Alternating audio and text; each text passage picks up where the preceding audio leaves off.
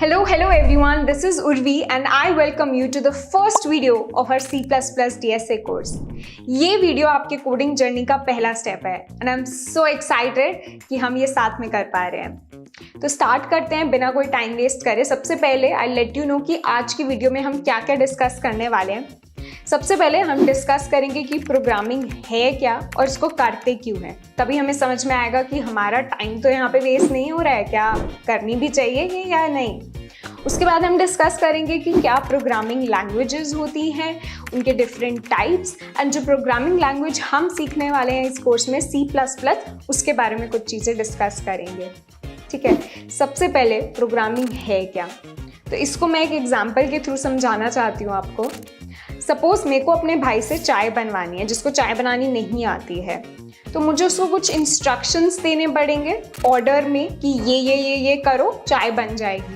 मैं उसको बताऊंगी कि पहले पतीला लो, उसमें पानी डालो, उसको गैस स्टोव पे रखो, फिर उसमें चाय पत्ती डालो, दूध डालो, शुगर डालो, और फिर उसको सीव में से करके कप में ट्रांसफ़र करके मुझे दे दो। ठीक है, तो ये कुछ स्टेप्स मेरे को उसको देने पड़ेंगे, इंस्ट्रक्शंस देने पड़ेंगे टू गेट माई चाय। ठीक है, अब सपोज मेरे को अपने कंप्यूटर से कुछ काम करवाना है या किसी मशीन से कुछ काम करवाना है, तो मुझे उसको भी कुछ सेट ऑफ इंस्ट्रक्शंस देने पड़ेंगे, क्योंकि ज़रूरी नहीं है कि उसको जो टास्क मुझे करवाना है वो आता हो करना। मशीन को खुद तो कुछ नहीं आता है, हमें ही उसको बताना पड़ता है कि कोई भी चीज़ कैसे करनी है। सपोज अगर मेरे को मशीन से 3+5 भी करवाना है, तो I will have to give the steps to my computer that what all instructions you need to follow in order to get me an output of an addition like 3+5। ठीक है, तो इसी को यार प्रोग्रामिंग बोलते हैं। जब हम एक सेट ऑफ इंस्ट्रक्शंस किसी कंप्यूटर को देते हैं ताकि वो हमारा जो टास्क है वो कंप्लीट कर पाए, सिर्फ कंप्यूटर को ही नहीं, किसी भी मशीन को देते हैं, तो इसको प्रोग्रामिंग बोलते हैं। और जो सेट ऑफ इंस्ट्रक्शंस है उसको हम प्रोग्राम बोलते हैं। तो programming is all around us. आप देखोगे आपकी जो वॉशिंग मशीन है, रेफ्रिजरेटर है, अलार्म क्लॉक है, ये सारी machines they are program to do a particular task. एक अलार्म क्लॉक में एक प्रोग्राम लिखा हुआ है जिससे वो इनपुट लेता है जो भी हम टाइम सेट करते हैं, और उस टाइम को जैसे ही वो रीच कर जाता है तो उसको पता है कि उसको एक अलार्म साउंड बजाना है। This is written in format of a program and it is given to the machine which is the alarm clock here, और फिर वो टास्क जो है जो हम चाहते हैं उसे कंप्लीट कर पाता है। तो अब हमने प्रोग्रामिंग समझ ली है, अब समझते हैं कि प्रोग्रामिंग करते कैसे हैं। अब मैंने अपने भाई को इंस्ट्रक्शंस देने थे तो मैंने हिंदी में दे दिए, उसको समझ में आ गया, उसने मुझे चाय बना के दे दी। यही अगर मेरे को किसी मशीन को इंस्ट्रक्शंस देने हैं तो मैं उसको हिंदी में नहीं दे सकती, क्योंकि मशीन को ह्यूमन लैंग्वेज समझ नहीं आती है। मशीन को क्या समझ में आता है? मशीन को सिर्फ 2 चीज़ें समझ में आती हैं, 0 और 1।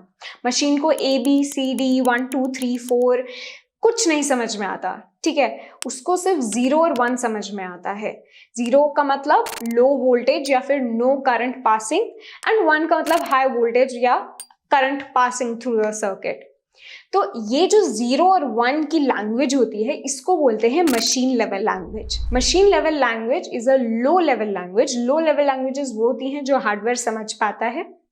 तो ये 0 और 1 जो है इसकी बाइनरी लैंग्वेज मशीन को समझ में आती है। इसका मतलब कि अगर मेरे को मशीन से 3+5 ऐड करवाना है तो मेरे को 3 को कन्वर्ट करना पड़ेगा 0 और 1 में, 5 को कन्वर्ट करना पड़ेगा 0 और 1 में। पूरा ऑपरेशन को 3+5 को मेरे को एक series of zeros and ones की तरह इनपुट देना पड़ेगा मशीन को, जो वो समझ पाएगा और फिर कंप्यूट करके हमें कुछ आउटपुट देगा। अब ये जो मशीन लेवल लैंग्वेज है इसमें कोड करना ईजी नहीं है।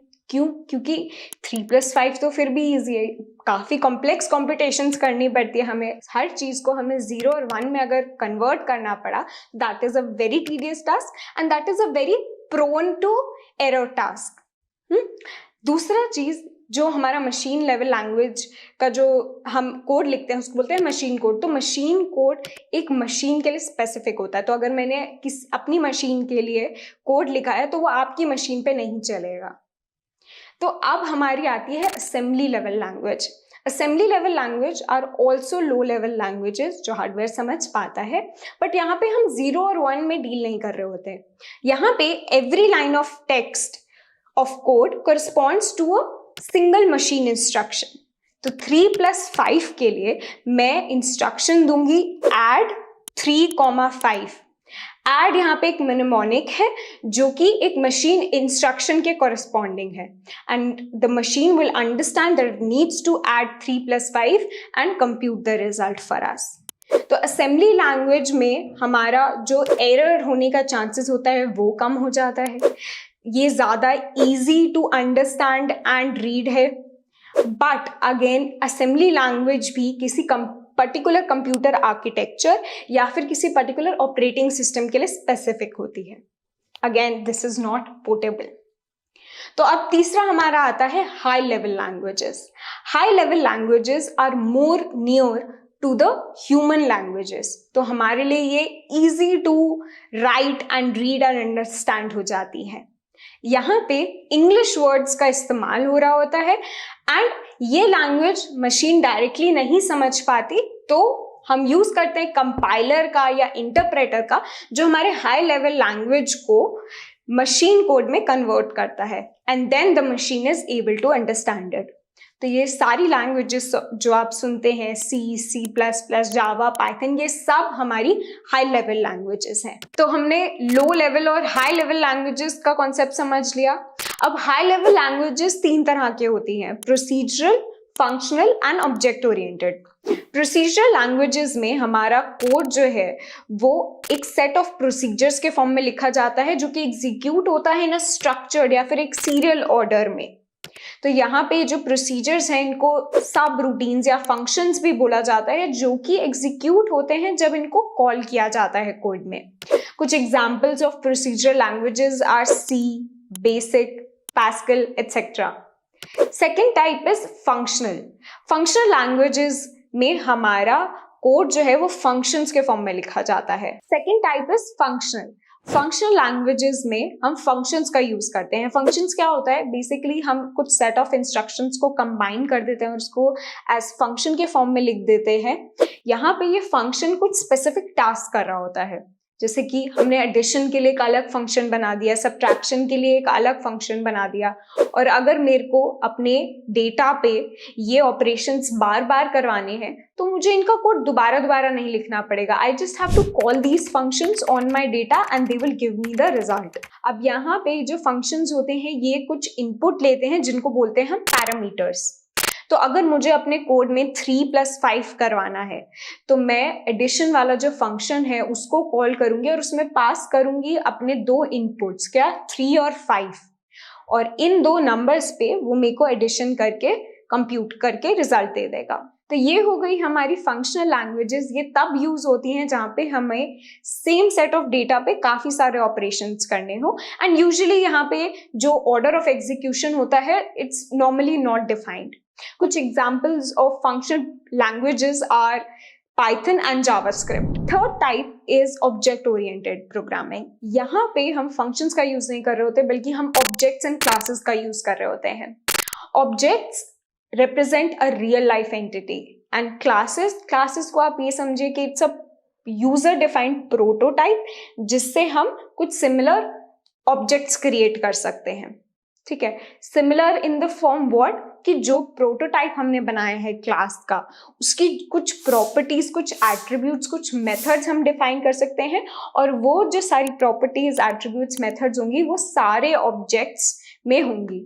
फॉर एग्जाम्पल, मैंने एक क्लास बनाया कार का और मैंने उसमें कुछ प्रॉपर्टीज डिफाइन कर दी उसकी कि it has 4 wheels, it has 1 engine, and मैंने उसको एक मेथड भी डिफाइन कर दिया कि इट रन्स या फिर it starts and stops.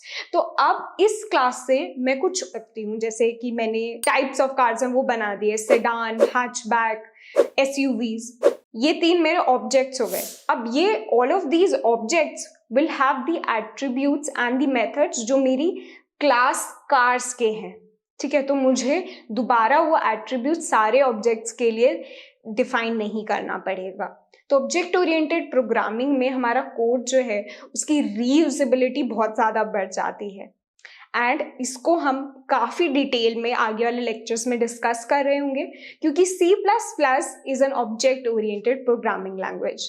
Some other object-oriented programming languages are Java and C#. तो अब बात करते हैं C++ की, वो लैंग्वेज जो हम अभी सीखने वाले हैं. C++ is a very popular programming language, जो कि एक object-oriented programming language है, but it also has support for procedural programming. C++ was developed by Bjarne Stroustrup in 1979. And उसके बाद से it has been used in many systems. It can be used on Mac OS, Windows, and various versions of Unix. And C++ is actually a superset of another language called C. That's why the name C++. इसका मतलब कि C++ में कुछ extra features and properties हैं जो उसको एक better या फिर आप faster बोल सकते हो, faster language बनाता है C language से. C में हमारा ऑब्जेक्ट्स और क्लासेस का कॉन्सेप्ट नहीं होता, बट C++ में होता है, जिसकी वजह से the reusability of code really increases in C++. Also C++ is considered to be a very fast language, जिसकी वजह से it is very famous in competitive programming. So this was about C++ and programming. I hope this makes you excited for the next upcoming videos. तो यहाँ पे एक बार index देख लेते हैं. ये सारे वो टॉपिक्स हैं जो कि इस कोर्स में कवर हो रहे होंगे A to Z. इसमें 70 के अराउंड लेक्चर्स लगेंगे, लेकिन हम बेसिक फंडामेंटल्स पे बहुत ज़्यादा फोकस करेंगे, क्योंकि अगर आपके बेसिक स्ट्रांग है तो आप आगे जाके कोई सा भी क्वेश्चन सॉल्व कर सकते हैं. तो यहाँ पर हम स्टार्ट करेंगे इंट्रोडक्शन टू C++, जो कि आज की वीडियो में हम कवर कर चुके हैं. नेक्स्ट वीडियो में हम इंस्टॉलेशन देखेंगे कोड एडिटर का. उसके बाद हम अपना फर्स्ट प्रोग्राम लिखेंगे C++ में, वेरिएबल्स, इनपुट आउटपुट कैसे लेते हैं, ऑपरेटर्स क्या होता है, इफ एल्स, फॉर लूप, ये जो बेसिक चीज़ें होती हैं किसी भी प्रोग्रामिंग लैंग्वेज में, ये सब हम कवर करेंगे इस कोर्स में. उसके बाद हम लूप्स डिस्कस करेंगे, फंक्शंस डिस्कस करेंगे, एरेज डिस्कस करेंगे, काफ़ी डेप्थ में बहुत सारे क्वेश्चंस करेंगे एरेज पे. बाइनरी सर्च, सॉर्टिंग, ये बहुत ही इंपॉर्टेंट टॉपिक्स हैं एरेज में. उसके बाद 2D array, strings, pointers, dynamic allocation, ये कुछ टॉपिक्स हैं छोटे छोटे जो शायद छूट जाते हैं जब हम कोई प्रोग्रामिंग लैंग्वेज करते हैं, स्पेशली C++. तो ये सब हम यहाँ पे कवर करेंगे अच्छे से डिटेल में. उसके बाद हम रिकर्शन पे मूव कर रहे होंगे. रिकर्शन के साथ हम टाइम एंड स्पेस कॉम्प्लेक्सिटी भी कवर करेंगे. ऊप्स पे काफ़ी फोकस करेंगे, ऑब्जेक्ट ओरिएंटेड प्रोग्रामिंग पे, क्योंकि C++ एक ऑब्जेक्ट ओरिएंटेड प्रोग्रामिंग लैंग्वेज है एंड इसके कॉन्सेप्ट्स क्लियर होना बहुत ज़रूरी है. काफ़ी जगह ये पूछे जाते हैं. लिंक लिस्ट कवर करेंगे, स्टैक्स, क्यूज, हैश मैप्स, ये सब डेटा स्ट्रक्चर्स हैं. Priority queue, trees, binary tree, BST. इसके अलावा हम कुछ एडवांस टॉपिक भी देखेंगे, जैसे कि tries, Huffman coding, back tracking, DP and graphs को भी अच्छे से पूरा कवर करेंगे. ये सारे टॉपिक्स में हम बहुत सारे क्वेश्चंस प्रैक्टिस करेंगे. उसके साथ आपको सारे टॉपिक्स के नोट्स भी दिए जाएंगे एंड कोर्स के बीच में हम लाइव वीडियोस भी करेंगे आपके डाउट सॉल्व करने के लिए और एडवांस टॉपिक्स पढ़ाने के लिए. I hope this makes you excited for the next upcoming videos. हम लोग नेक्स्ट वीडियो में इंस्टॉल कर रहे होंगे code editor and in the second lecture itself will start coding in C++. See you in the next lecture. Bye.